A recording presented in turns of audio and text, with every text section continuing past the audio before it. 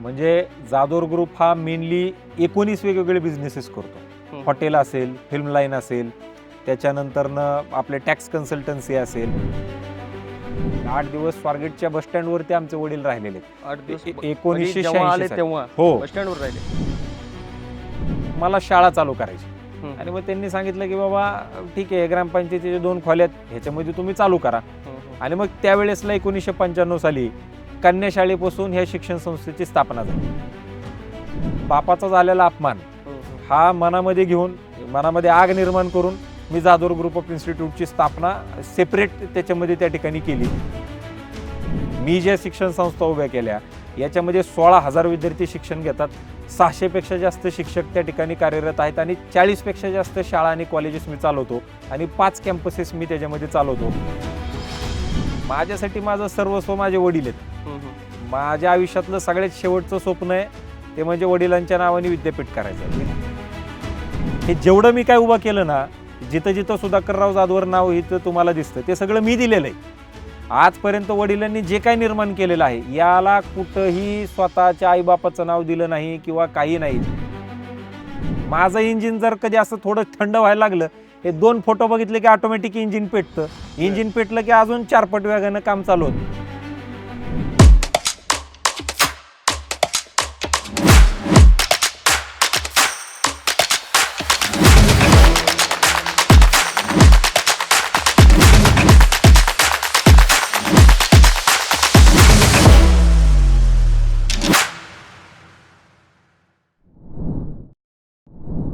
नमस्कार, मी विष्णू साना. प्लेट्सअप मराठीमध्ये सर्व प्रेक्षकांचं स्वागत. महाराष्ट्रात अशा काही मोजक्याच शैक्षणिक संस्था आणि इन्स्टिट्यूट आहे ज्यांच्या अभिनव उपक्रमामुळे महाराष्ट्रभर आणि देशभर त्यांची चर्चा होते. त्यातही शिक्षणाचं माहेरघर असलेल्या पुण्यामध्ये शैक्षणिक योगदान देणारी संस्था म्हणजेच जाधवर इन्स्टिट्यूट यांचं सुद्धा नाव घेतलं जातं. काय आहे जाधवर इन्स्टिट्यूट आणि त्याची कमान सध्या एका युवा नेतृत्वाकडे आहे. त्यांचं नाव आहे शार्दूल जाधवर. त्यांचे नवनवीन उपक्रम असतील त्याची चर्चा महाराष्ट्र आणि देशभर होती आणि यामुळंच महाराष्ट्रातील आणि देशातील अनेक यूथला आणि जनमानसामध्ये एक कुतूहल आहे की काय आहे जाधवर इन्स्टिट्यूट. जाधवर इन्स्टिट्यूट आणि शार्दूल जाधवर यांच्याबद्दल मी त्यांच्या तोंडूनच उलगडणार आहे, त्यांना बोलतं करणार आहे. शार्दूलजी, तुमचं स्वागत आहे. नमस्कार. पहिलाच प्रश्न, सध्या तुमच्या या जाधवर इन्स्टिट्यूटच्या प्रिमायसेसमध्येच आपण बसलो आहे.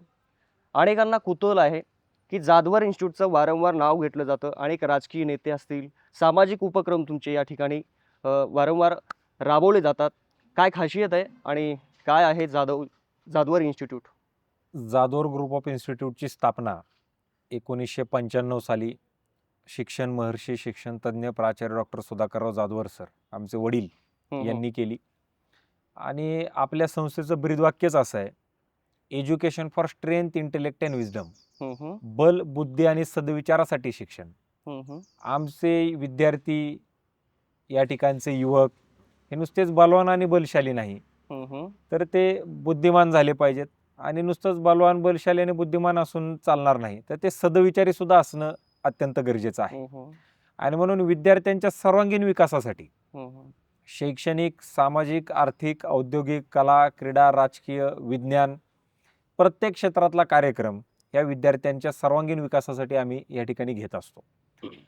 आज या विद्यार्थ्यांना गोरगरीब, शोषित, दलित, वंचित, आदिवासी समाजामधून जे विद्यार्थी येतात, जे वाड्या वस्तीत तांड्यांवरनं जे विद्यार्थी येतात, ज्या विद्यार्थ्यांची स्वतःची अशी आर्थिक परिस्थिती नाही आहे की चांगल्या दर्जाचं शिक्षण ते बाहेर जाऊन घेऊ शकतील, अशा सगळ्या विद्यार्थ्यांसाठी, तळागाळातल्या विद्यार्थ्यांसाठी एक उच्च दर्जाचं इन्फ्रास्ट्रक्चर, एक चांगल्या दर्जाचे शिक्षक देण्याचं काम हे आम्ही त्याच्यामध्ये करतो.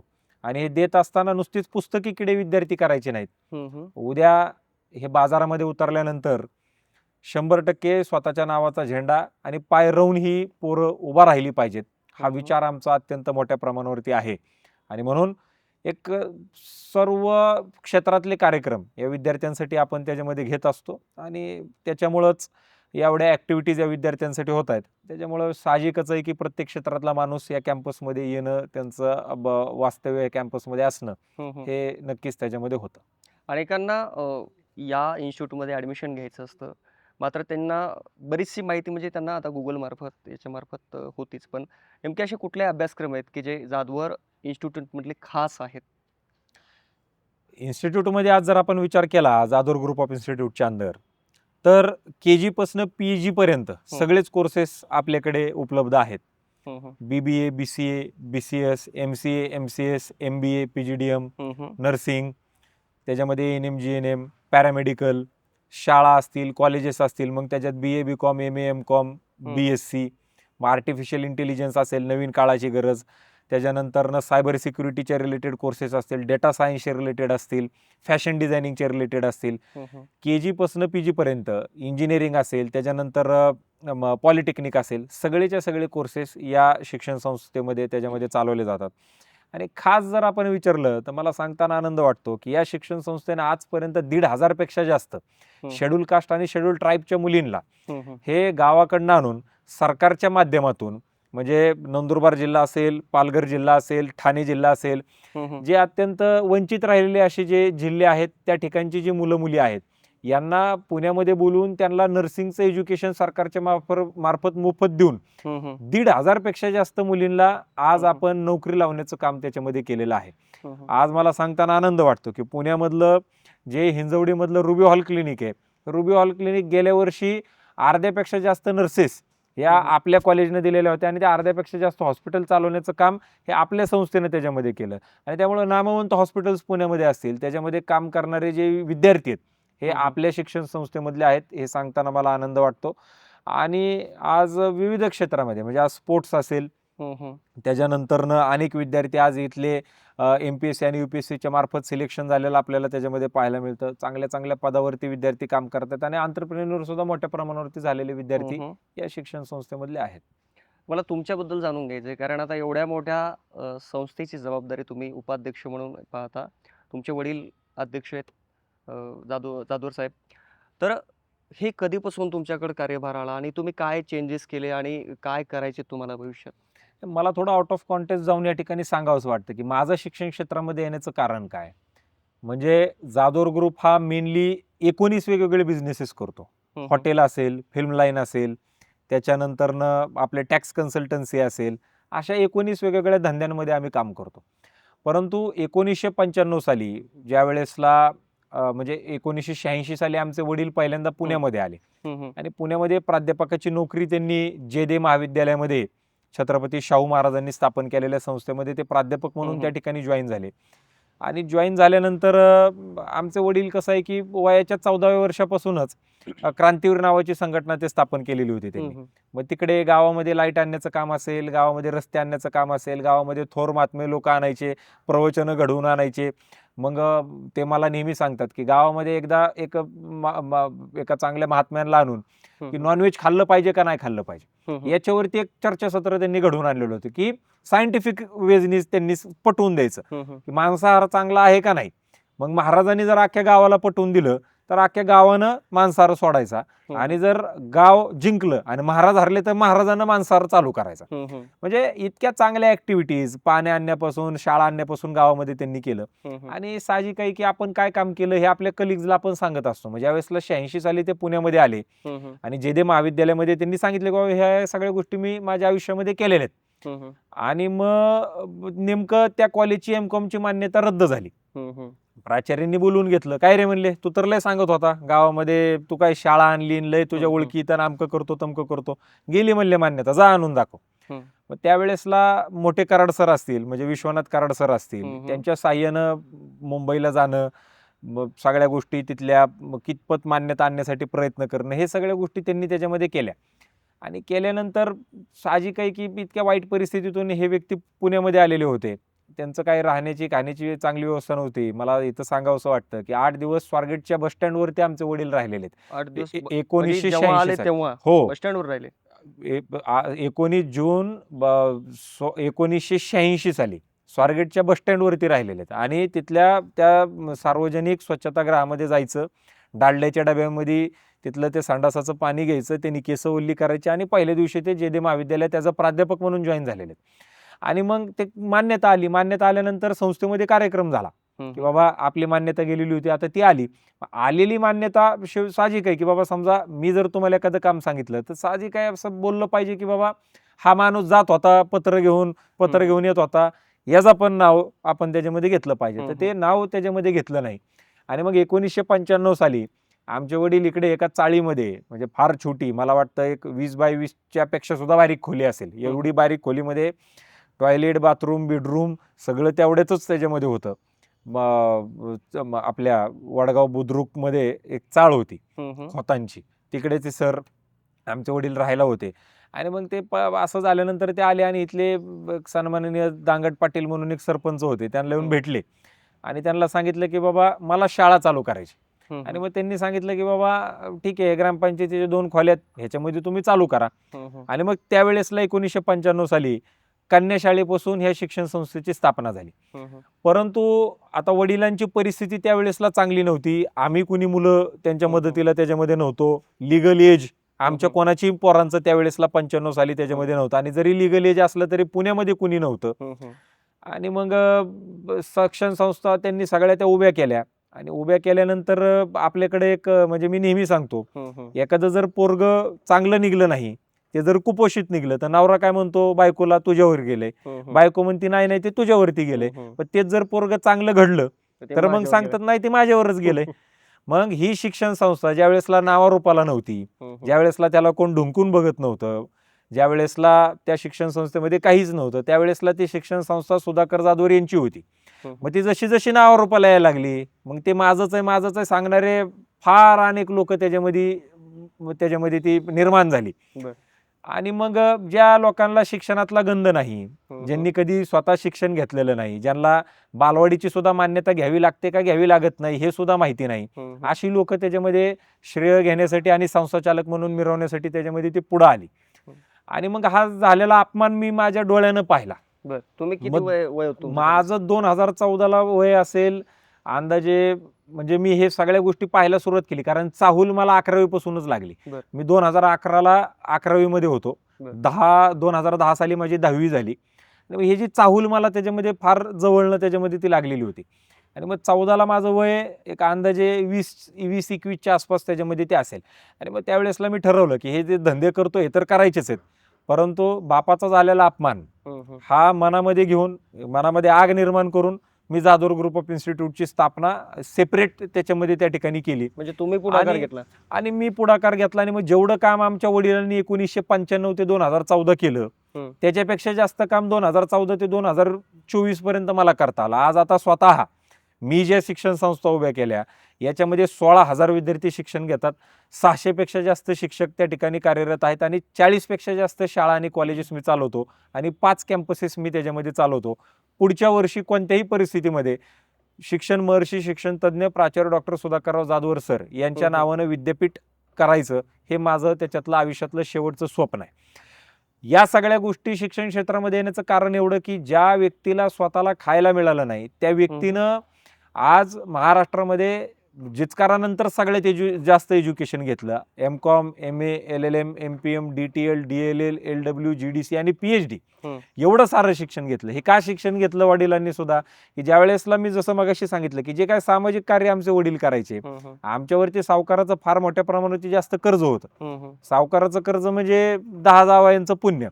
गावाच्या इशीमध्ये सावकार बसलेले होते आणि आमचे आजोबा चाललेले असताना त्यांनी बोलवून घेतलं आजोबांना आणि सांगितलं तुझा मुलगा एकतर गावगुंड होईल नाहीतर पुढारी होईल, हा काय शिक्षण हा काय घेणार नाही, काय गावच झाडतोय, पोरच गोळा करतोय, काय कीर्तनच भरवतोय. आणि मग त्यावेळेसला आमचे वडील सावकाराकडे गेले आणि सांगितलं तुझ्या घरात जेवढी लोक आहेत ते जे शिक्षण घेतील त्यांची जेवढी संख्या त्याच्यापेक्षा जास्त शिक्षण मी घेणार. आणि म्हणून बापाचा झालेला अपमान वयाच्या 50व्या वर्षापर्यंत आमच्या वडिलांनी शिक्षण घेतलं. माझ्या बापाचा अपमान झाला म्हणून मी माझी सगळी जवानी ही 100% जे काही त्यांनी रोपटं लावलेलं होतं त्याचं वटवृक्ष आपल्याला तयार करायचंय. परत सुरुवात आम्हाला खड्डा खाण्यापासून झाड लावण्यापासून आम्हाला 2014ला त्याच्यामध्ये करावी लागली. तरी मला आनंद वाटतो की फार चांगले अनुभव वडिलांच्या मित्रांमुळे आणि बाकीच्या सगळ्या गोष्टींमुळे मला कमी वयामध्ये मिळाले. त्याच्यामुळे भविष्यामध्ये जी परिस्थिती वडिलांवरती ओढवली ती परिस्थिती माझ्यावरती नक्कीच त्याच्यामध्ये ती ओढवणार नाही. आणि म्हणून मग या पद्धतीनं ही शिक्षण संस्था पुढे घेऊन चाललो. आणि चालत असताना मग एक त्याला उच्च दर्जाचं शिक्षण त्याच्यामध्ये दिलं पाहिजे. मग माझा आदर्श आहे तर राहुल कराड सर असतील, MIT शिक्षण संस्था MIT. असेल, हे आमचे आदर्श आहेत. कारण ज्या वेळेसला आमचे वडील पुण्यामध्ये आले त्यावेळेसला कराड सरांनी खाऊ पिऊ घालण्याचं काम आमच्या वडिलांना केलेलं आहे. त्याच्यामुळे आमच्यासाठी कराड सर हे देवाच्या समान आहेत. कारण ज्या वेळेसला आमच्या मागं कुणी नव्हतं त्यावेळेसला कराड सर उभे राहिलेले आहेत. आणि त्याच्यामुळं मग त्यांच्या शिक्षण संस्थेसारखी त्यांच्यासारखी क्वालिटी देण्याचं काम या शिक्षण संस्थेमध्ये आम्ही त्याच्यात करतोय. शार्दूलजी, अनेकांना म्हणजे माहिती नव्हती ही गोष्ट, की म्हणजे ही इनसाइड स्टोरी, की तुमच्या मनात जी आग आहे, तुमच्या बोलण्याची आग आहे, जो अपमान वडिलांचा झाला आणि तो भरून काढण्यासाठी तुम्ही झपाटून कामाला लागलात आणि ही संस्था उभी केलेली आहे. अनेकांना असं वाटतं की सुधाकरराव जाधवराव जे साहेब आहेत त्यांनी ही संस्था उभी केली आणि तुम्ही इथे आता काम करताय. पण तुमच्याशी आता बोलत असताना ह्या गोष्टी म्हणजे प्रेक्षकांनाही आवडतील, की एक युवा नेतृत्व आहे ते काय करू शकतं आणि एक रिव्हेंज घ्यायचा वडिलांचा झालेला अपमान हे करायचा, माझ्या ते नव्यानंच डोक्यामध्ये समोर आलंय. पण मला तुमच्या लहानपणाकडे जायचंय. हा. तुमची शाळा कुठं शिकला तुम्ही? म्हणजे पुण्यात शिकलात की कुठे शिकला? नाही मी माझं सगळं प्राथमिक शिक्षण royal roses English medium school म्हणून वडगाव बुद्रुक या ठिकाणी आहे. माझं सगळं प्राथमिक शिक्षण तिकडे झालं. म्हणजे बालवाडी ते 10वी पर्यंत. 11वी 12वी माझं BMCC महाविद्यालयामध्ये झालं पुण्यामध्ये. आणि त्याच्या पुढचं शिक्षण माझं ILS लॉ कॉलेज, तिकडे माझं LLBचं शिक्षण पूर्ण झालं. आणि आता मी PhD जे करतोय माझं LLM DY पाटील कॉलेजमधून झालं. आणि आता PhD सुद्धा माझी DY पाटील मधूनच होती. जसं तुम्ही वडिलांना सांगितलं की वयाच्या 50व्या वर्षापर्यंत त्यांनी हो. शिक्षण घेतलं आणि त्या पदव्या मिळवल्या. तुमच्या पण मी डिग्री बघितल्या. 2 ओळीमध्ये बसत नाहीत एवढ्या मोठ्या तुम्ही डिग्री घेतल्यात. नाही, मला अजून किती शिकायचं नाही, मला कसं आहे, अमिताभ बच्चनांचा मुलगा म्हणलं की अभिषेक बच्चन. अभिषेक बच्चननी कितीही चांगलं शिक्षण कितीही चांगली ऍक्टिंग केली तरी त्याचं कंपॅरिझन अमिताभ बच्चन यांच्यासोबतच होणार. सचिन तेंडुलकरचं म्हणजे त्यांच्या अर्जुन तेंडुलकरचं कंपॅरिझन हे सचिन तेंडुलकर सोबतच होणार. मग तो चांगला केलं त्यांनी क्रिकेटमध्ये, नाही केलं तरी त्याचं कंपॅरिझन हे होणारच. माझी इच्छा असली किंवा नसली तरी मला तेवढं शिक्षण घेणं हे बंधनच होतं. त्याचं कारण असं की नाही तर लोक म्हणले असते बापाचं परिस्थिती नसताना बाप एवढा शिकला. तुमची परिस्थिती आहे तरी तुम्ही शिक्षण घेतलं नाही, त्याच्यामुळे मला ते शिक्षण घेणं भागच होतं. त्याच्यामुळं मला ते आणि आवडही होती. मी जी काही शिक्षण जे घेतलं, मी काय असं कोणतंही शिक्षण नाही घेतलं. मला माझे बिझनेस चालवत असताना, हे सगळा डॉलर सांभाळत असताना ज्याचा फायदा होईल ते शिक्षण मी घेतलं. परंतु ते मला बाय चॉईस सुद्धा ते घेणं भाग होतं आणि बंधन सुद्धा मला होतं. तेवढं मला ते घ्यावंच लागलं. त्याच्यामुळे मी ते घेतलं आणि आता त्याचा कळस म्हणजे PhD. येणाऱ्या वर्षभराच्या आतमध्ये माझी PhD कंप्लीट होईल. ही प्रेरणा कुठून मिळते नेमके तुम्हाला हे सगळं करण्याचं? आता सतत म्हणजे तुम्ही जवळपास आता इतक्या डिग्र्या घेतल्या, अजूनही तुम्हाला शिकायचं, तुम्ही बंधन म्हणता आणि तुम्हालाही करायचं म्हणताय. ही प्रेरणा नेमकी येते कुठून? नाही, माझ्या आयुष्यामध्ये मला प्रेरणा देणारे 2च लोक आहेत. सगळ्यात पहिली प्रेरणा म्हणजे आमचे वडील, की अत्यंत खडतर परिस्थितीमधून त्यांनी त्यांचा प्रवास केलेला आहे. म्हणजे उस्मानाबाद सारख्या, म्हणजे आत्ताचा धाराशिव जिल्हा, या ठिकाणाहून पुण्यामध्ये येणं, सेटल होणं, एवढं मोठं साम्राज्य उभं करणं हे शक्य नाही. काय अडचणी येतात, आता एवढं सगळं असताना सुद्धा आम्हाला अडचणी फेस कराव्या लागतात. मग त्यावेळेसला तर वडिलांच्या मागे कुणीच नव्हतं. त्यावेळेसला त्यांनी कसं केलं असेल हा विचार करूनच मला एक प्रेरणा मिळते. आणि दुसरी प्रेरणा म्हणजे असं की 11वी 12वीला मी असताना मला फार, म्हणजे इथं सांगताना मला अजिबातही लाज वाटणार नाही किंवा मला थोडंही सुद्धा असं काही वेगळं वाटणार नाही, की मला फार इगो असायचा. माझे वडील, एवढी मोठी शिक्षण संस्था, एवढे विद्यार्थी, आणि मग काय कमी, अंबानीला सुद्धा मोजायचं नाही. या आविर्भावामध्ये मी 11वी 12वी काढलेली. पण 12वीला असताना FYच्या म्हणजे 12वी संपत असताना 2012 साली मी भारतीय छात्र संसदेला त्या ठिकाणी MIT मध्ये गेलो. आणि MITला गेल्यानंतर 10, 11, 12 जानेवारी 2012 मग मी तिकडे गेलो. तिकडे मी सन्माननीय राहुल कराड सर यांना त्याच्यामध्ये भेटलो. आणि मी जसं सांगितलं 2 लोकांची प्रेरणा, एक तर वडील आणि दुसरे राहुल कराड सर. राहुल कराड सर का, ज्या वेळेसला 2012 साली आमच्याकडे 3-4 हजारच विद्यार्थी शिक्षण घेत असतील, त्यावेळेसला MIT मध्ये लाख विद्यार्थी शिक्षण घेत होते. आज 2-2.5 लाख विद्यार्थी MIT मध्ये शिक्षण घेत आहेत. 5-6 विद्यापीठ सरांनी त्याच्यामध्ये केली. पण तरी सुद्धा सर किती डाऊन टू अर्थ आहेत. समाजासाठी त्यांचं कर्तव्य असल्यामुळे ते किती चांगल्या दर्जाचं काम करतात. डबक्यामध्ये पोहणं आणि समुद्र असणं याला जे म्हणतात, किंवा माझे जे डोक्यातले ज्या नस आहेत हे उघडण्याचं काम तिकडे गेल्यामुळे त्याच्यामध्ये झालं. कुणीतरी फ्यूज काढावा लागतो, तो फ्यूज काढण्याचं काम राहुल सरांनी त्याच्यामध्ये केलं. आणि त्याच्यामुळं ही दोन्ही लोक माझे प्रेरणास्थान आहेत. आणि त्यांच्याकडे बघूनच त्यांच्यासारखं बनायचं आहे हा विचार करूनच मी त्याच्यामध्ये पुढे जातो. आणि अजून एक ह्या दोघांपेक्षाही सगळ्यात मोठं जर प्रेरणास्थान म्हणायचं म्हणलं तर छत्रपती संभाजी महाराज. बरं. आमच्या आबासाहेबांचे संकल्पित तेच करणे आम्हास अगत्य. ज्या माणसानं आपल्या वडिलांच्या स्वप्नासाठी म्हणून आपल्या अंगाचे तुकडे तुकडे झाले तरी सुद्धा त्या ठिकाणी विचार सोडला नाही, तो माणूस मला त्या आदर्श. ठिकाणी प्रेरणा देणारा वाटतो आणि तेच माझे प्रेरणास्थान आहे. तुम्ही वक्तृत्व फार छान आहे तुमचं, म्हणजे भाषण असेल किंवा तुम्ही आता माझ्याशी बोलताय, एक तडफेनं बोलताय. तुमच्या मनात आग आहे की कुठं वक्तृत्वाचं काही धडे घेतलेत कुणाकडून? नाही, मी वक्तृत्वाचे कधीच धडे घेतले नाहीत, परंतु मी जे काही आहे ते म्हणजे काय म्हणतो आपण की आयुष्यामध्ये एखादी काहीतरी घटना व्हावी लागते आणि मग माणूस पेटून उठतो. म्हणजे एखादा माणूस आजारी पडायच्या आधी कसं असतं, व्यायाम करायचा नाही, काय खायचं नाही, प्यायचं नाही. मग एकदा काहीतरी झटका दिला बॉडीनं, मग तो माणूस काय करतो, सकाळी 5लाच उठून चालायला जा, मग चांगले जेवण कर, नियमाने सगळे जे काय आयुर्वेदानं सांगितलेले, डॉक्टरनं सांगितले ते सगळं ऐकतो आणि त्या पद्धतीनं करण्याचा प्रयत्न करतो. ठेच लागले की माणूस ठेच लागले की तो करतो. माझ्यासाठी माझं सर्वस्व माझे वडील आहेत. माझ्या आयुष्यातलं सगळ्यात शेवटचं स्वप्न आहे ते म्हणजे वडिलांच्या नावाने विद्यापीठ करायचं. विद्यापीठ झालं, त्याच्या दुसऱ्या दिवशी मरण आलं तरी मला काही त्याचं दुःख वाटणार नाही. माझं तेच स्वप्न आहे. आणि ते का स्वप्न आहे, कारण या माणसाने किती खस्ता घाललेल्या आहेत, किती वाईट प्रसंगातून हा माणूस गेलेला आहे, ह्या सगळ्या गोष्टी मी जेवढं कळतंय तेवढं माझ्या डोळ्यानं पाहिलेलं आहे. आणि त्याच्यामुळं ही माझ्या मनातली आगच आहे. आणि ही जोपर्यंत विद्यापीठ होत नाही तोपर्यंत ही आग अशीच त्याच्यामध्ये ती राहणार. आणि एकच स्वप्न आहे की डॉक्टर सुधाकरराव जाधवर हे जे नाव आहे हे शिक्षण क्षेत्रामध्ये कायम ध्रुव ताऱ्यासारखंच त्याच्यामध्ये चमकत राहिलं पाहिजे. फार आग आहे तुमच्या मनामध्ये. असं कोणी हिनवलं बरं तुम्हाला, नेमकं शिक्षण क्षेत्रात असेल किंवा दुसऱ्या कुठल्या क्षेत्रात लोकांनी तुम्हाला हिनवलं गेलं असं? फार दुःखी दिसतंय तुमच्या मनात, एक त्याबद्दल राग आहे. मी नेहमी सांगतो, माझ्या वडील हे कुणाचं तरी फार मोठ्या प्रमाणात देणं असणार आहेत. आजपर्यंत माझ्या वडिलांनी, आत्तापर्यंत बरं का, ह्या क्षणाला मी तुमच्याशी बोलतोय तोपर्यंत माझ्या वडिलांनी आजपर्यंत स्वतःच्या नावाने कधीही काही केलं नाही. स्वतःच्या आईच्या नावानं केलं नाही, बापाच्या नावाने केलं नाही, काय नाही. सगळ्याच्या सगळं मित्रांच्या आई वडिलांच्या नावाने केलं. हे ऐकलंय कधी तुम्ही? नाही.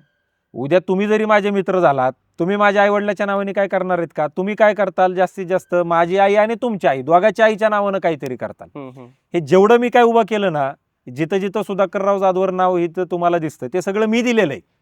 आजपर्यंत वडिलांनी जे काही निर्माण केलेलं आहे याला कुठंही स्वतःच्या आईबापाचं नाव दिलं नाही किंवा काही नाही. ज्या लोकांना मोठं आमच्या वडिलांनी केलं त्या सगळ्या लोकांना लिगल मधला एल सुद्धा कळत नव्हता. आज सुद्धा आमची कुणीही लोक नव्हती, त्याच्यामुळे वडिलांचं एकच नाव संस्थेमध्ये राहिलं. किमान 7 लोकांची नावं द्यावी लागतात ट्रस्ट स्थापन करताना. आमच्या वडिलांनी 6च्या 6 नावं स्वतःची दिली असती आणि एक नाव दुसऱ्याचं दिलं असतं तरी चाललं असतं. शिक्षण संस्थांना नावं देत असताना, विविध शाळा कॉलेजेसला नावं देत असताना स्वतःच्या आईबापाचं नाव दिलं असतं तरी चाललं असतं. ह्या लोकांना काही त्याच्यातलं म सुद्धा कळाला नसता. पण तरी देखील नैतिकता महत्वाची असते. ज्या वेळेसला वडिलांकडे खायला काय नव्हतं त्यावेळेसला ग्रामपंचायतीच्या 2 खोल्या देण्याचं काम ह्या लोकांनी केलं.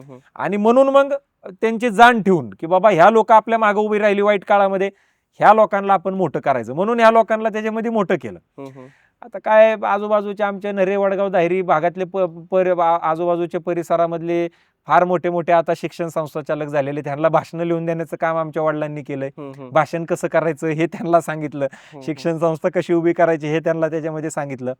नावं मी घेऊ इच्छित नाही. माझ्यासाठी एकच नाव महत्वाचं आहे, ते म्हणजे डॉक्टर सुधाकरराव जाधवर. आणि ज्यांच्यामुळं खरं तर त्यांचे आभार मानले पाहिजेत. मी माझ्या ऑफिसमध्ये ह्या लोकांचे आता फोटो लावणार आहे, कारण कुठंतरी असं वाटलं की आज बाबा आपण आराम केला पाहिजे, आज सुट्टी काढली पाहिजे. हे फोटो बघितलं की ऑटोमॅटिक 2च लोक आहेत. अशी 2च लोक आहेत. पण बघितलं की प्रेरणा, ती प्रेरणा नाही, आग. प्रेरणा नाही मिळू शकत कधी, प्रेरणा नाही, आग. माझं इंजिन जर कधी असं थोडं थंड व्हायला लागलं, हे 2 फोटो बघितले की ऑटोमॅटिक इंजिन पेटतं. इंजिन पेटलं की अजून 4 पट वेगानं काम चालू होतं. आता मी ऑफिसमध्ये वडिलाचा फोटो सेंटरला आहे, तो फोटो जरी आता मला थोडा बाजूला लावला तरी चालेल, पण ही सेंटरला ही 2 फोटो लावली पाहिजेत, जेणेकरून अजून जो माझ्या कामाचा वेग आहे हा वेग वाटेल. नाव नाही घेऊ इच्छित, नाव नाही घ्यायचं. बरं, मला एक प्रश्न विचारायचा की तुमचं शिक्षण आहे पुण्यात झालंय, मात्र तुम्ही भाषा धाराशिवची, तुम्ही मूळ धाराशिवची, ती सोडली नाही. बरं, असं म्हणजे पुण्यात आलं अनेकदा, काही लोक 2 वर्ष 4 वर्ष राहिले की पुणेरी भाषा बोलायला लागतात, तुम्ही धाराशिवची भाषा सोडली नाही? मला असं वाटतं की दिखावा हा माणसानं करू नये. दिखावा हा 1 दिवसासाठी, महिन्याभरासाठी, वर्षभरासाठी आपण करू शकतो, पण जे आपण आहेत तेच जर स्वतः आपण जशाच तसं जर राहिलो तर त्याची एक आपण आपली USP क्रिएट केली पाहिजे. म्हणजे पुण्यात आलोय म्हणून मग मी फारच शास्त्रशुद्ध भाषेमध्ये जर बोलायला चालू केलं तर त्याला काही किंमत आहे असं मला त्याच्यामध्ये वाटत नाही. आणि त्याच्यामुळे जी आपली संस्कृती आहे, ज्या भागामधून, ज्या मराठवाड्यामधून आपण येतो, ज्या संतांच्या भूमीतून आपण येतो, त्याचा गर्व आहे आपल्याला. आणि त्याच्यामुळे जर आपल्या भाषेचा गर्व असेल, आपल्या भागाचा गर्व असेल, तर तो सोडला नाही पाहिजे असं मला वाटतं. आणि त्याच्यामुळं मी काय असं कधी म्हणजे शास्त्रशुद्ध भाषेचं आव्हान हे काय आपल्याला त्याच्यामध्ये शक्य नाही.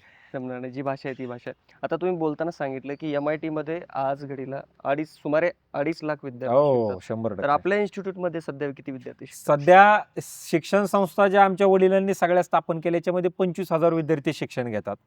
आणि त्यातल्या मग ज्या 40-50 शिक्षण संस्था मी स्वतः स्थापन केलेल्या आहेत त्याच्यामध्ये आता 16,000 पेक्षा जास्त विद्यार्थी शिक्षण घेतात. बरं. KG to PG. ते तुमच्या संस्थेचं एक वैशिष्ट्य आहे. अनेक तुमचे उपक्रम आहेत ते त्याची चर्चा होती. पण त्यातील युवा संसद हे जे काही तुमची कन्सेप्ट आहे, ही कशी सुचली? युवा संसद ही कन्सेप्ट 2 गोष्टीमुळे. मी जसं मगाशी सांगितलं की 2012 साली ज्याच्यातून माझे फ्यूज निघले, ज्याच्यातून मी स्वतः शिकलो, ज्याच्यातून मी स्वतः घडलो ते म्हणजे भारतीय छात्र संसद. आता भारतीय छात्र संसद कार्यक्रम काय आहे की हा तामिळनाडूची मुलं येतात, तिकडे काश्मीरची येतात, इकडे आसामची येतात, तिकडे गुजरातची पण येतात. सगळ्या भागातली लोक ह्या भारतीय छात्र संसदेला येतात. आणि मग राहुल सरांनी मला नेहमी सांगायचे की बाबा तू पण असा कार्यक्रम चालू कर, कारण युवकांनी राजकारणामध्ये आलं पाहिजे, शिकलेली लोक राजकारणात आली पाहिजेत, त्यांच्या नवनवीन संकल्पना ह्या राजकारणाला जर मिळाल्या, डॉक्टर असतील, इंजिनियर असतील, लॉयर असतील, आर्किटेक्ट असतील, ही जर लोक राजकारणामध्ये आली तर फार चांगल्या पद्धतीचं राजकारण, फार चांगल्या पद्धतीचं मजबूत लोकतंत्र त्याच्यामध्ये होऊ शकतं. मला या ठिकाणी उदाहरण द्यावं असं वाटतं की ज्यांच्यामुळे आमच्या ह्या शिक्षण संस्था उभ्या आहेत ते म्हणजे महाराष्ट्राचे माजी मुख्यमंत्री वसंतदादा पाटील. वसंतदादा पाटलांचं शिक्षण किती होतं? 3री-4थी पास वसंतदादा पाटील होते. जर त्यांना ट्रेनिंग मिळालं असतं, जर वसंतदादांचं शिक्षण फार मोठ्या प्रमाणात जास्त झालं असतं, तर ज्या वसंतदादांनी 3री-4थी पास असताना सुद्धा प्रायव्हेटायझेशन ऑफ एज्युकेशन ज्यांनी हा निर्णय घेतला आणि ज्यांच्यामुळं ह्या पुण्यातल्या, महाराष्ट्रातल्या सगळ्या शिक्षण संस्था उभ्या राहिल्या, इंजिनिअरिंग कॉलेजेस उभी राहिली, आज जर त्यांना ट्रेनिंग मिळालं असतं, त्यांचं जर काहीतरी मोठं शिक्षण झालं असतं तर अजून किती क्रांतिकारक निर्णय त्यांना घेता आले पाहिजे, घेता आले असते. हा विचार त्याच्यामध्ये आपला आहे. आणि म्हणून मला राहुल सर सांगायचे की अशा पद्धतीच्या संसदा आपण सगळ्यांनी घेणं अत्यंत गरजेचं आहे. आणि मग आता ती संसद जी व्हायची इंग्लिशमध्ये, कारण तामिळनाडूच्या लोकांना हिंदी सुद्धा कळेल असं नाही, मराठीचा तर त्याहून प्रश्नच उद्भवत नाही. त्यामुळे 80% इंग्लिशमध्ये आणि 20% हिंदीत तो कार्यक्रम व्हायचा. मग त्यांनी मला सांगितलं की तू कार्यक्रम असे घेत जा. मी असा निर्णय घेतला की ठीक आहे, मी घेतो, पण मी मराठी भाषेत घेतो. कारण जी वाड्या वस्ती तांड्यांवरची पोरं आहेत, जी गोरगरीब, शोषित, दलित, वंचित, आदिवासी समाजातून मुलं येतात, ज्यांचा कोणी गॉडफादर नाही, ज्यांच्याकडे जात नाही, कारण आपल्याकडे जी जात नाही ती जात आहे, त्याच्यावरती आपण मला थोडं त्याच्यावरती बोलावं असं वाटतं. जाती ज्यांच्याकडे जात नाही, त्याच्यानंतर ज्यांच्याकडे कोणी मार्गदर्शन करणारं नाही, मग या मुलांनी काय करायचं? आयुष्यभर नोकऱ्या करायच्या, आयुष्यभर धंदे करायचे, ह्यांनी मेन पॉलिटिक्समध्ये यायला नाही पाहिजे का? हा विचार मग आम्ही त्याच्यामध्ये केला. आणि म्हणून मी महाराष्ट्र आणि गोवा का तर मराठी लँग्वेज तिथल्या लोकांना कळते, गोवन आणि मराठीमध्ये फार मोठ्या प्रमाणावरती साम्य आहे. आणि म्हणून या 2 राज्याच्या लोकांना एकत्रित घेऊन या युवा संसदेची स्थापना आपण त्याच्यामध्ये केली. ही पहिली प्रेरणा आहे राहुल कराड सर. दुसरी प्रेरणा अशी आहे की या महान भारत देशाला आता जवळपास 77-78 वर्ष होतील स्वातंत्र्य मिळून. या महान भारत देशाच्या राजधानीमध्ये या देशाच्या विरोधामध्ये नारे दिले गेले, भारत तेरे तुकडे होंगे, अफजल हम शर्मिंदा है, तेरे कातिल जिंदा है. अशा पद्धतीच्या घोषणा. आम्ही जो टॅक्स भरतो त्याच्यावरती ज्या युनिव्हर्सिटीत चालतात, तिथं ज्या लोकांना मिशा सुद्धा फुटलेल्या नाहीत, ही युवक त्या ठिकाणी उभे राहून भारताच्या विरोधामध्ये नारे देत आहेत. मग त्यांचे काही का विचार असणार, ते भारताच्या विरोधातले का बाजूचे, हा 1 मिनिटासाठी मुद्दा बाजूला ठेवा, परंतु त्यांना कोणत्याही परिस्थितीमध्ये प्लॅटफॉर्म नसताना ते त्यांचे विचार मांडण्याचं काम त्या ठिकाणी करतायत. मग आमचे जे युवक आहेत यांना सुद्धा एक चांगल्या दर्जाचा प्लॅटफॉर्म निर्माण करून दिला पाहिजे. म्हणून या युवा संसदेची स्थापना मी त्या ठिकाणी केली की चांगल्या दर्जाचे राजकारणी लोक घडले पाहिजेत. त्याचा पुढचा अजून एक मला प्रेरणा कुठून मिळतीये, जी अत्यंत चुकीची प्रेरणा आहे, पण मिळतीये कुठून? ती मिळते मराठवाड्यातून. आज या मराठवाड्यामध्ये, ज्या मराठवाड्याला संतांची भूमी म्हटलं जातं, त्या ठिकाणी काय परिस्थिती झाली आहे? एका जातीचा महाराज दुसऱ्या जातीच्या सप्त्याला बोलावला जात नाही. दुसऱ्या जर एखाद्या जातीचा सप्ताह असेल तर त्याला एका महाराजाला बोलवलं जात नाही. पुरोगामी महाराष्ट्रात एका जातीच्या लोक दुसऱ्या जातीच्या किराणा मालाच्या दुकानात जात नाहीयेत. एका जातीची लोक दुसऱ्या जातीच्या शेतामध्ये काम करायला जात नाहीयेत. मग ही ज्या मराठवाड्याला संतांची भूमी, पुरोगामी महाराष्ट्र, डॉक्टर बाबासाहेब आंबेडकर, शाहू महाराज, ज्योतिबा फुले असतील, गांधीजी असतील, छत्रपती शिवाजी महाराज असतील, 18 पगड जातीची लोक एकत्रित केली. त्यांच्या महाराष्ट्रात काय चाललंय?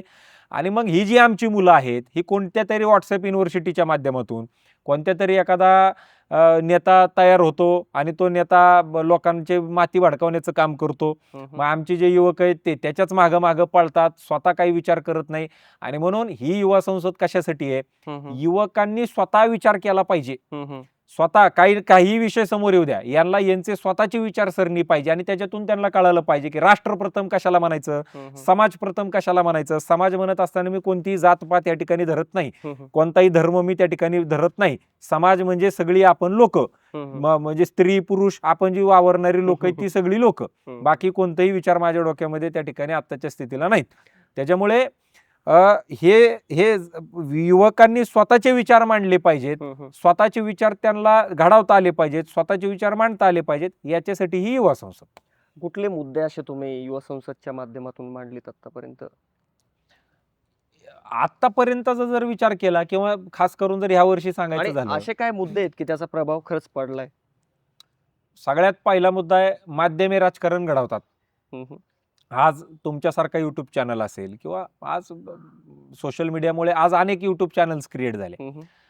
ते कुठंतरी कुणालाच्या तरी विचारांना प्रोत्साहित करतात असं मला वाटतं. काही युट्यूब चॅनल बघितले तर असं वाटतं की अरे एक्स लोक किती वाईट आहेत. काही युट्यूब चॅनल बघितले की असं वाटतं अरे वाय लोक किती वाईट आहेत, एक्स पार्टी किती वाईट आहे, वाय पार्टी किती वाईट आहे. जिथं मी कार्यक्रम घेतो, युवकांना सांगतो की बाबा तुम्ही राजकारणामध्ये या, तिथं माझेच विचार स्थिर ठेवण्यासाठी मला अडचण होती. मग ही जी आमची तळागाळातली मुलं आहेत ज्यांना कोणी मार्गदर्शन देत नाही, त्यांचे विचार किती व्हायबल झाले असतील. म्हणून माध्यमे राजकारण घडवतात की माध्यमांनी सुद्धा न्यूट्रल राहून काहीतरी नरेटिव्ह नाही सेट केला पाहिजे, जो न्यूट्रल नरेटिव्ह आहे तो सेट केला पाहिजे. म्हणून त्याच्यावरती आजपर्यंत चर्चा झालेली आहे. महिलांचा राजकारणातील आणि समाजकारणातील सहभाग याच्यावरती या युवा संसदेमध्ये चर्चा होणार आहे. कारण जर आपण पाहिलं तर यावर्षी संसदेनं 33% आरक्षण महिलांना त्याच्यामध्ये दिलं. पण आज तुम्ही तुमच्या मनाला विचारा, तुम्ही आज महाराष्ट्रभर फिरता, तुमचा चॅनल एवढा मोठा फेमस आहे, तुम्ही तुमच्या मनाला विचारा की अनेक ज्या महिला राजकारणामध्ये आहेत ते बाय चॉईस आहेत का ते नवऱ्याला तिथं उभा राहता येत नाही म्हणून ते आहेत ऑप्शन म्हणून? मग किती महिला अशा आहेत ज्या स्वतः त्या ठिकाणी निर्णय घेतात, स्वतः ग्रामपंचायतीमध्ये झेडपीचे सदस्य असताना किंवा स्थानिक स्वराज्य संस्थांमध्ये काम करत असताना स्वतःचं धोरण ठरवतात. किती महिला अशा आहेत की ज्यांना स्वतः काही कार्यक्रम निवडायचा अधिकार आहे, काही धोरणं ठरवायचा अधिकार आहे, का नवऱ्याला विचारूनच ह्या गोष्टी कराव्या लागतात.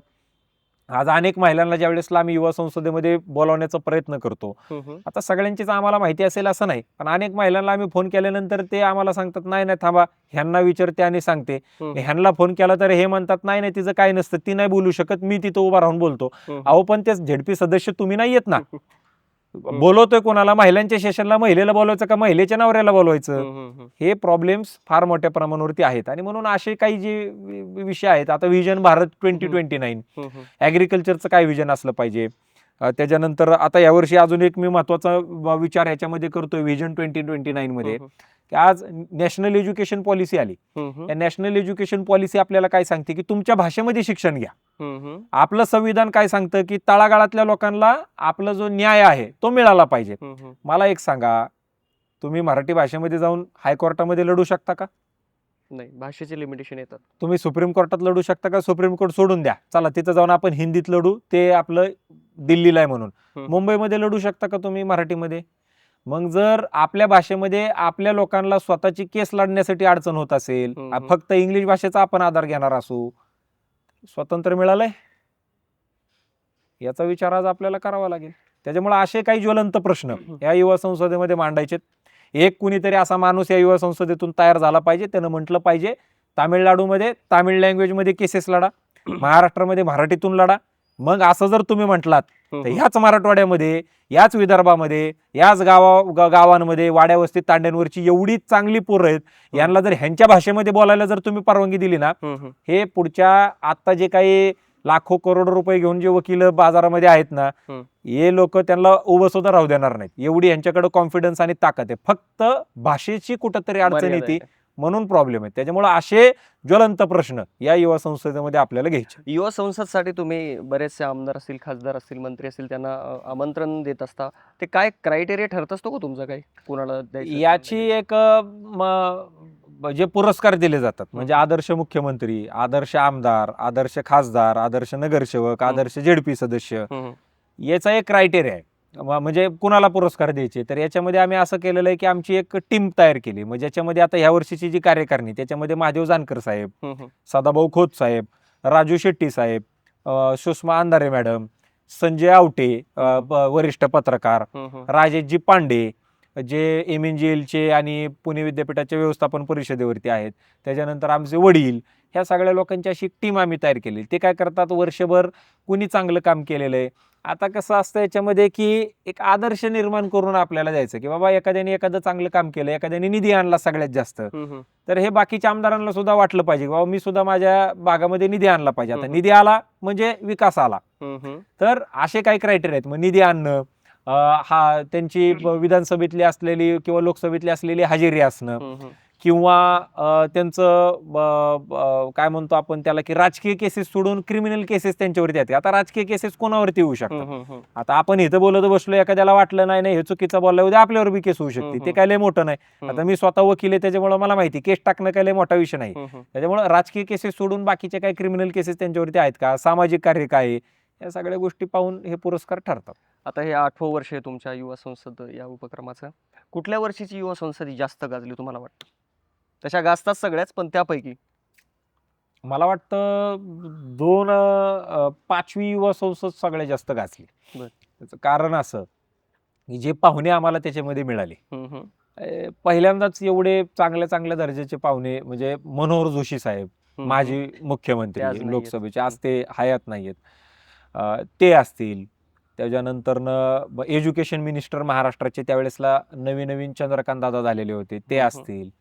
त्याच्यानंतर आपले विनोद तावडे साहेब असतील. म्हणजे सगळे पदावरची लोक आम्हाला त्यावेळेसला फार मोठ्या प्रमाणावरती मिळाले. ते 5वी युवा संसद पाहुण्यांमुळं त्यावेळेसला गाजली. परंतु पाहुण्यांसाठी म्हणून हा प्लॅटफॉर्म नाहीये, हा प्लॅटफॉर्म विद्यार्थ्यांसाठी आहे. आणि मला असं वाटतं की पहिली युवा संसद आमची गाजली. त्याचं कारण असं की या युवा संसदेनं काय कमवलं, कुणाला तयार केलं, तर एक नंदुरबार मधली एक मुलगी आहे जी आपल्याच कॉलेजला MBA झाली, ती तिकडे जाऊन झेडपीच्या इलेक्शनला उभी राहिली. आता ती पडली नाही पडली हा विषय आताच्या स्थितीला आपण सोडून देऊ, परंतु ती इलेक्शनला उभी राहिली. एक मुलगी आदिवासी भागामध्ये जाते, MBA झालेली मुलगी तिकडे जाऊन राजकारणामध्ये उतरते आणि झेडपीच्या इलेक्शनला उभा राहते, ही फार मोठी गोष्ट आहे. आणि मला वाटतं काय कमवलं युवा संसदेनं, तर हे कमवलं. युवा संसदमध्ये असं कुणाचं जास्त भाषण आवडतं आणि त्याला ऑडियन्स जास्त पसंत करतो, विशेष करून तरुणाई? युवकांना रांगडं भाषण ऐकायला मजा येते.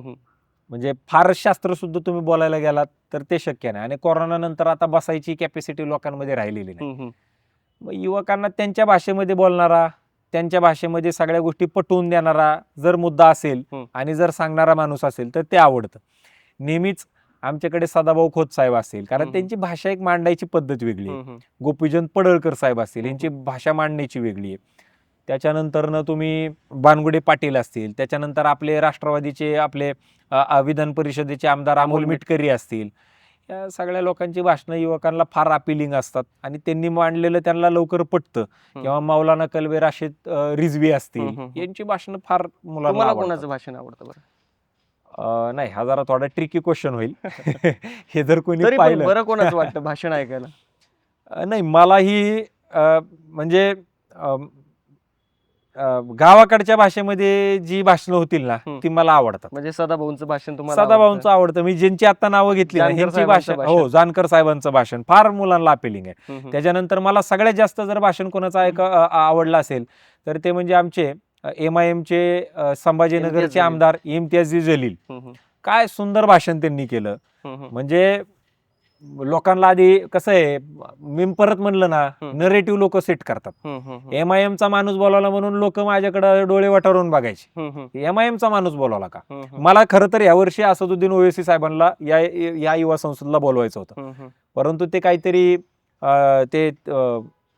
कोणत्या तरी एका कलमावरती आता बघा ती जेपीसी बसली हम्म, आणि त्यांची कालच खासदारकी रद्द झाली. म्हणजे काय ते निलंबित केलं त्यांना. हम्म, वकफ बोर्डच्या जेपीसी त्याच्यामध्ये बसली आणि त्यांच्या त्या मिटिंग लगातार होत्या, त्यामुळे त्यांनी मला यावर्षी वेळ नाही म्हणून सांगितलं.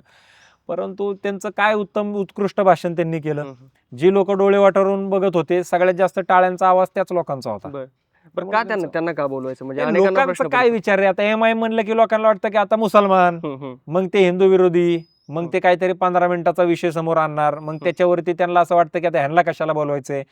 प्रत्येक गोष्टीला काही ना काही कॉन्टेक्स्ट असतो, काही ना काही कॉन्टेक्स्ट असतो. आता कसं आहे की जोपर्यंत तुम्ही एखाद्या गोष्टीची माहिती घेत नाही तोपर्यंत आपण त्यांच्यावरती टीका टिप्पणी करणं हे योग्य नाही. त्यांचे विचार आज सुद्धा तुम्ही कोणत्याही नेत्यामध्ये, कोणत्याही लोकसभेमधलं भाषण जर तुम्ही असदुद्दीन ओवैसी साहेबांचं जर तुम्ही ऐकलं तर त्यांचं भाषेला तुम्ही नाही ना तोडू शकत.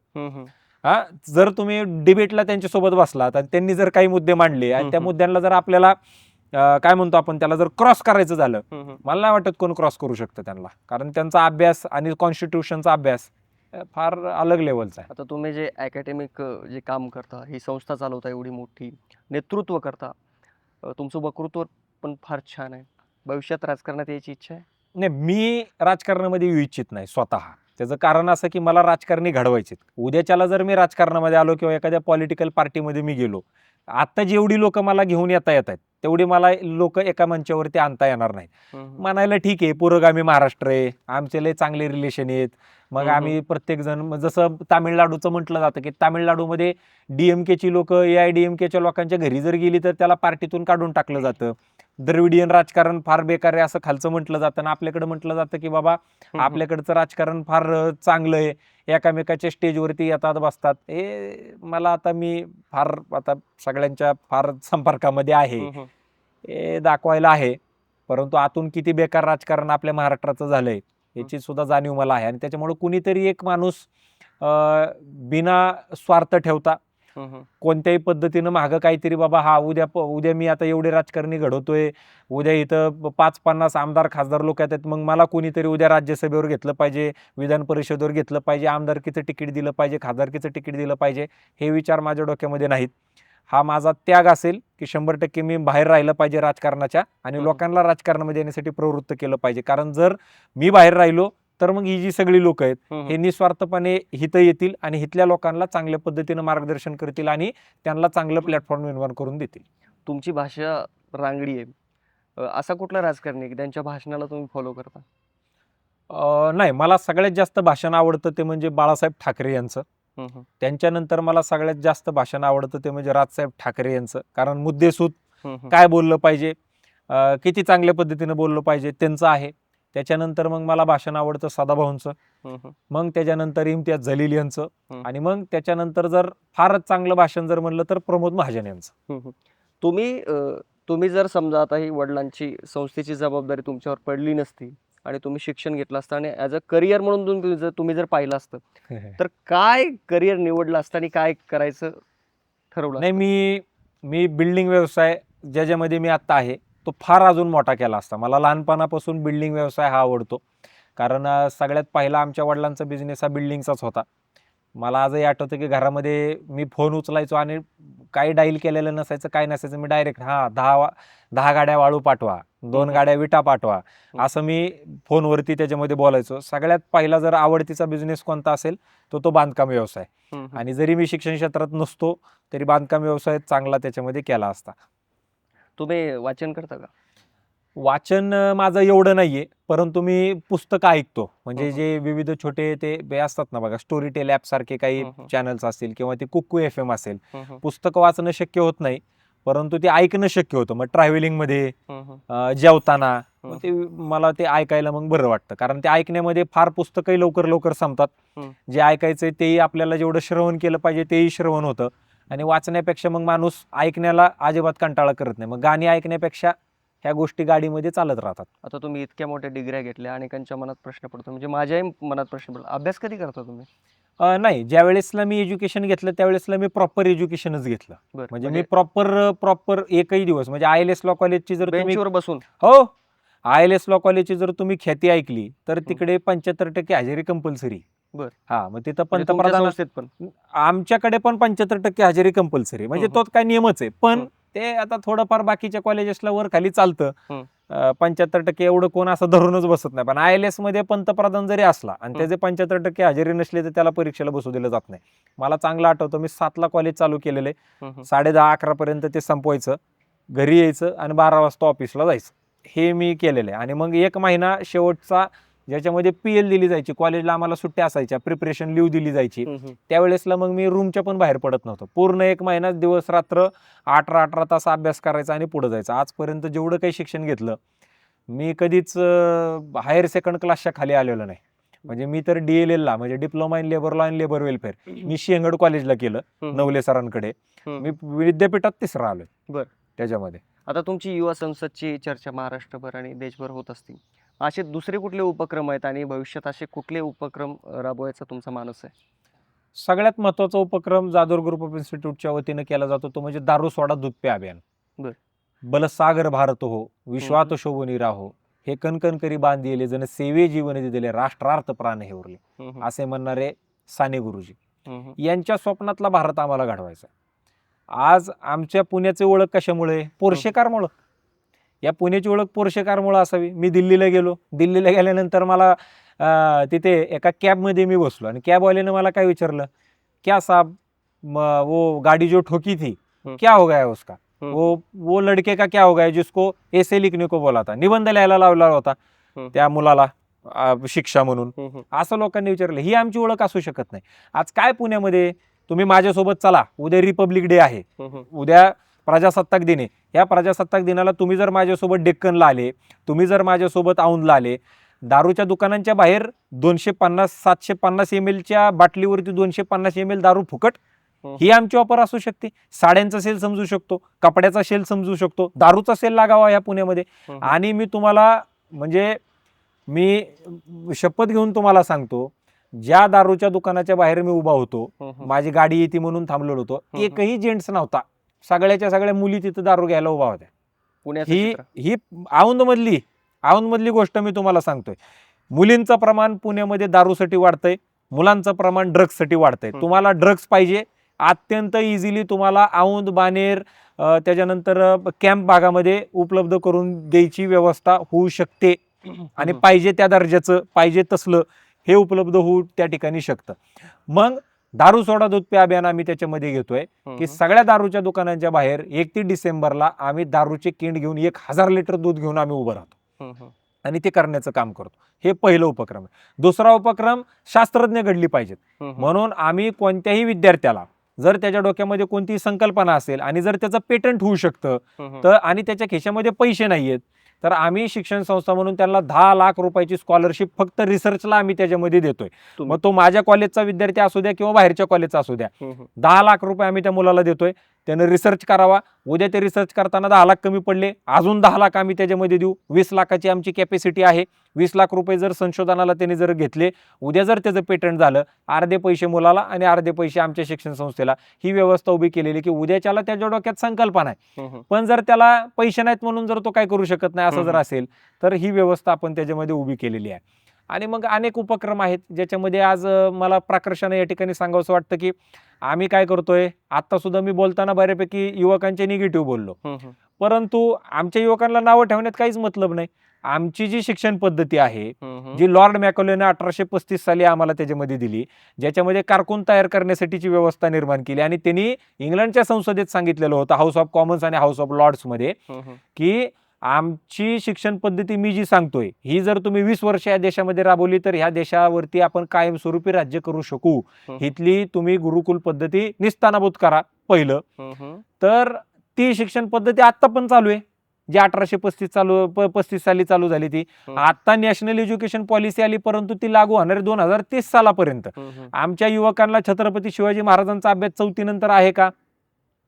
छत्रपती संभाजी महाराजांचा अभ्यास आहे का? छत्रपती शाहू महाराजांचा अभ्यास आहे का? स्वामी विवेकानंदांचा अभ्यास आहे का? बोधिसत्व महामानव डॉक्टर बाबासाहेब आंबेडकर यांचा अभ्यास आहे का? झाशीच्या राणीचा अभ्यास आहे का? आमच्या नागपूरचे पांडुरंग खान खोजे ज्यांनी वयाच्या 9व्या वर्षापासून त्या ठिकाणी या देशाच्या स्वातंत्र्यासाठी म्हणून खस्ता खायला सुरुवात केली आणि त्या माणसाला परत या भारत देशामध्ये येता आलं नाही, यांचा अभ्यास आहे का? कितीतरी लोकांची नावं घेता येतील, यांचा अभ्यासच नाही. मग कुणाकडनं आम्ही प्रेरणा घ्यायची? आमच्या इतिहासामध्ये काय सांगितलं जाते? World war first, world war second, राणीने कधी श्वास घेतला, कधी सोडला, राणी कुठं बसली, कुठं उठली, काय करायचे आम्हाला? काय त्याच्याशी घेणं देणं नाही. शिक्षण प्रणाली थोडीशी बदलली पाहिजे. ही पूर्णतः बदलणं गरजेचं आहे. आणि जोपर्यंत आमच्या थोर महात्म्यांचा अभ्यास आम्ही या विद्यार्थ्यांना त्या ठिकाणी शिकवत नाही, तोपर्यंत आमची मुलं ही व्यसनमुक्त होणार नाहीत, महिलांना मान सन्मान देणारी होणार नाहीत, या देशाला मान सन्मान देणारी होणार नाहीत, जातीपाती विसरून सगळ्या जाती धर्म आपण एकच आहोत अशी त्या ठिकाणी तयार होणार नाहीत. हे जर आपल्याला करायचं असेल तर ह्या महान पुरुषांचा अभ्यास या विद्यार्थ्यांना शिकवणं गरजेचं आहे. शेवटचा प्रश्न, आता जी काही 30 आणि 31 तारखेला युवा संसद आपली होते, असे कुठले खास निमंत्रित पाहुणे असणार आहेत? या युवा संसदेला महाराष्ट्र राज्याचे उपमुख्यमंत्री अजितदादा पवार साहेब, माजी उपमुख्यमंत्री छगनराव भुजबळ साहेब, सुधीर मुनगंटीवार साहेब, भागवतराव कराड साहेब केंद्रीय मंत्री, त्याच्यानंतरनं अरविंद सावंत साहेब केंद्रीय मंत्री, त्याच्यानंतरनं जवळपास एक 20च्या आसपास आमदार, सगळ्या न्यूज चॅनलचे संपादक, जेवढेही काही न्यूज चॅनल्स टी व्हीवरती आपल्याला दिसतात त्याचे संपादक, त्याच्यानंतरनं सामाजिक क्षेत्रामध्ये काम करणारे तृप्ती देसाई असतील, त्याच्यानंतर अहिल्यास फाउंडेशनचे रमाबाई लटपटे असतील, त्याच्यानंतर मेधाताई पाटकर असतील, त्याच्यानंतरनं काही IAS आणि IPS अधिकारी असतील. प्रत्येक क्षेत्रातला माणूस या युवा संसदेमध्ये त्या ठिकाणी येतोय. आणि आमची अपेक्षा अशी आहे की युवा संसदेमध्ये फक्त आता तुम्ही ऍक्टिव्ह पॉलिटिक्समध्येच येऊ नका. ते आता जर ऍक्टिव्ह पॉलिटिक्समध्ये यायचं पुढच्या 4-5 युवा संसदानंतर बघू. आता आधी तुमचे विचार घडवण्यासाठी, हे युवक घडवण्यासाठी आता ही युवा संसद आहे. स्वतः त्यांचे विचार त्यांना त्या ठिकाणी ठरवता आले पाहिजेत, याच्यासाठी आता ही आधी युवा संसद आहे. आणि फक्त पॉलिटिक्ससाठीच ही युवा संसद नाही, कारण याला युथ पार्लमेंट म्हणतोय. मग याच्यामध्ये प्रत्येक क्षेत्रातली लोक येत आहेत, तर प्रत्येक क्षेत्रामध्ये जर तुम्हाला कोणाला पुढे जायचं असेल तर त्या क्षेत्रातलं मार्गदर्शन या युवा संसदेमध्ये तुम्हाला मिळेल. धन्यवाद शार्दूलजी, आणि तुमच्या पुढच्या जी शैक्षणिक तुम्ही जे तुमची धोरण राबवता त्यासाठी खूप खूप शुभेच्छा, आणि आमच्याशी गप्पा मारल्याबद्दल धन्यवाद. Thank you so much. हे होते शार्दूल जाधवर, ज्यांनी की एक आदर्श घालवून दिलेला आहे. एरवी राग आल्यानंतर, अपमान झाल्यानंतर युवा ही क्राईमकडे आपल्याला जाताना पाहायला मिळते. मात्र शार्दूल जाधवर यांना अपमान सहन नाही झाला, वडिलांचा अपमान सहन नाही झाला, आणि त्यांनी शिक्षणाच्या संस्था या जाधवर इन्स्टिट्यूटच्या संस्थेच्या मार्फत काढायला सुरुवात केलेली आहे. आणि त्यांचा आता मानस आहे की त्यांच्या वडिलाच्या नावे पुण्यामध्ये एक विद्यापीठ काढण्याचं सुद्धा त्यांचं स्वप्न आहे. त्यांच्या त्या स्वप्नाला सुद्धा आमच्याकडून खूप खूप शुभेच्छा. धन्यवाद. धन्यवाद.